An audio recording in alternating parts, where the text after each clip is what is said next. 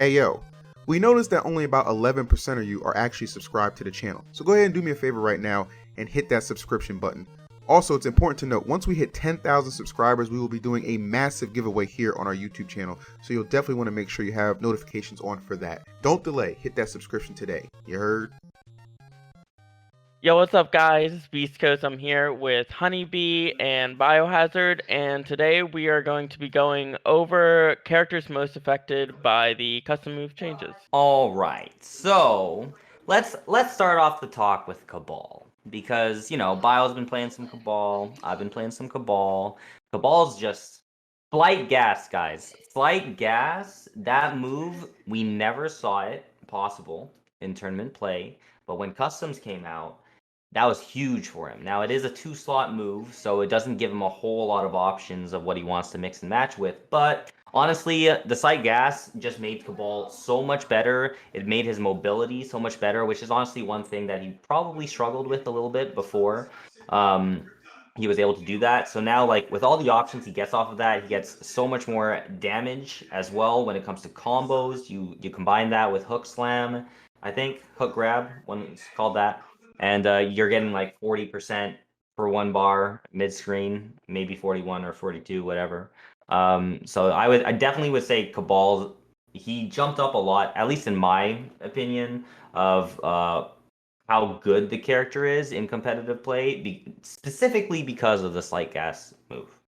Yeah, I think if we're just looking at Cabal, Cabal has always been a strong character in the game, but has never reach that top tier discussion, I guess. At least being like the top 5-ish character before the Slight Gas was really introduced. And then with the Slight Gas, like his options of being able to pressure, his mobility, his damage, just like you said, Tim, is just like through the roof, and it really gives Cabal like so much more tools to work with, at least just to open up the opponent. And it's just very, very annoying to deal with, especially in a game like Mortal Kombat, where it's very difficult to anti-air in general. So Cabal gets to do a lot more jumpy goodness with his game plan. Yeah, I was gonna say it's actually funny to to see a character who is now on the map because he has a move where he jumps all over the place. Yeah. And like also a big thing about that is the fact that the way the OS's option selects work with whether or not his jump kicks are like blocked or whatever. If it's blocked, you input the Nomad Dash, but it won't come out. But if it's hits randomly, you get a full combo, 30% for your troubles, just like that. And you always also, like, since he has such a good armor break, a lot of times you got to be scared of that in case you do want to potentially break out of a combo. So all that combined really does make Cabal a very, very strong character in MK11 right now, in my opinion. And we'll move on to talk about Kano and how the bio pull or biomagnetic pull has helped him out a lot. So this move was not available in any of his tournament variations before, much like the slight gas for Cabal. But now you can pair it with a bunch of other stuff if you want to. So a very popular pairing of the bio pull is to put it with the chemical burn and the lumbar check. It allows Kano to open up the opponent much easier because he still has the lumbar check. They still have to be looking out for this command grab. But also he's now able to create certain setups in the corner that was not ever possible before because just opening up the opponent with bio pull and getting some kind of chemical burn setup and just melting the opponent's health bar away. That's what Kano does best in that variation. So this biomagnetic pull, 14 frame startup, it's super good at punishing a lot of stuff that Kano really struggled to punish a lot before it was introduced to the game. It helps out his neutral options a lot more. He only had moves that would go so far, or he only had certain range with certain moves, but now the biomagnetic pull really helps that out. It also helps his knife. Whenever he throws a knife and it gets stuck in the opponent, now the biomagnetic pull can reach them from about 3/4 of the screen away. So it's got crazy amounts of range and is going to be very difficult to punish as well. And Yeah, I mean, other than that, it gives him some other options. With back one knife, you can like do some different hit confirms with the biomagnetic pull.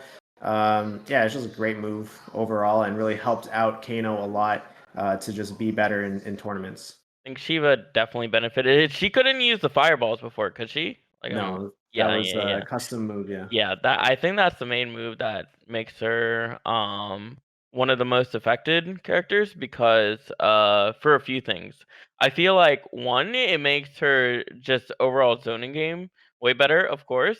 Mhm. She can actually keep up and not even keep up, but like outzone a lot of characters now.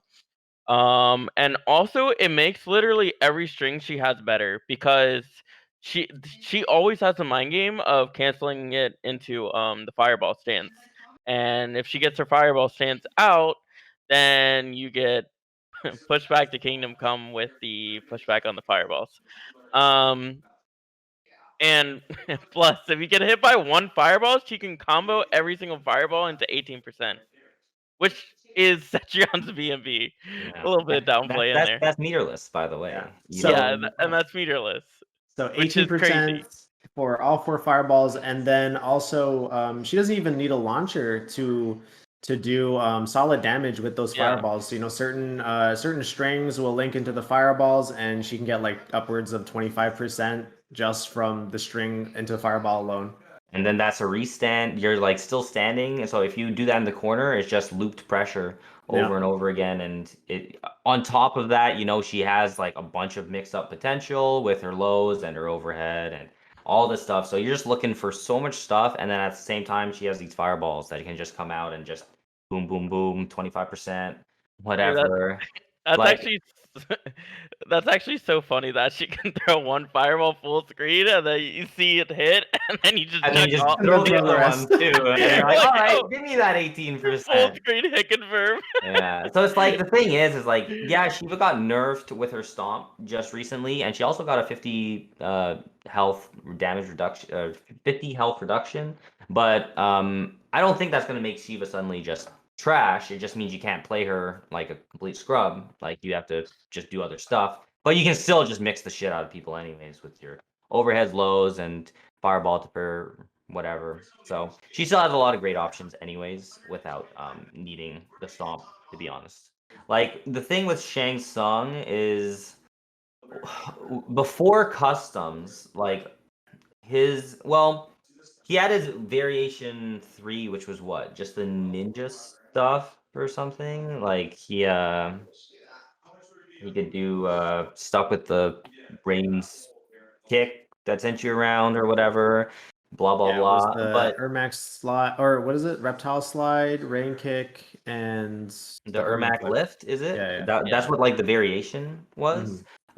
Which was like a decent variation, but now I think with the way Shang is, he has so much more options now that can actually be useful in multiple situations. Like his Hell Sparks, which is like two slots, and it's the move that comes from the ground. Like pairing that with his shake is quite good. I've seen a lot of Shangs use that, and it makes him a very, very strong zoner and anti-zoner. Like you really can't throw any kind of projectile at him because he's going to shake. And then his Hell Sparks is one of the best projectiles because you can't see it coming. You just gotta kind of be ready for it, and then it'll catch you jumping, it'll catch you doing a lot of stuff. So it gives Shang options, but then when he does come across certain matchups that maybe that's not going to be good in, I do think Shang is one of the better characters at being able to just switch up his whole custom His loadout whole and play just style. he can just change that, and then he can just Yeah. do whatever he wants. And which is kind of funny because Shang is known for stealing people's shit and being able to adapt. So maybe it's part of the lore. That's true. Just Yeah. saying. I agree That's with that because it. I think when Shang was just with the regular variations and stuff, you had your build of Shang, and it's kind of like, yeah, Shang is a very zoning defensive character, and that's just kind of how you're gonna play him.